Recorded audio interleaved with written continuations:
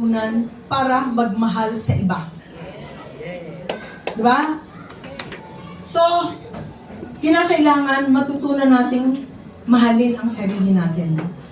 And that is really, for me, the greatest thing that you can do to thank God, no? Para pasalamatan ng Diyos sa lahat ng ginawa niya para sa atin.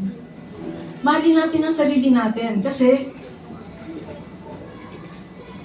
kung hindi maganda yung nakikita ng mga tao sa atin, paano silang maniniwala na may Diyos? Diba? Kaya kinakailangan tayong mga nilikha ni God, tayong mga nilikha ng Diyos, palaging masaya. Palaging mapagmahal. No?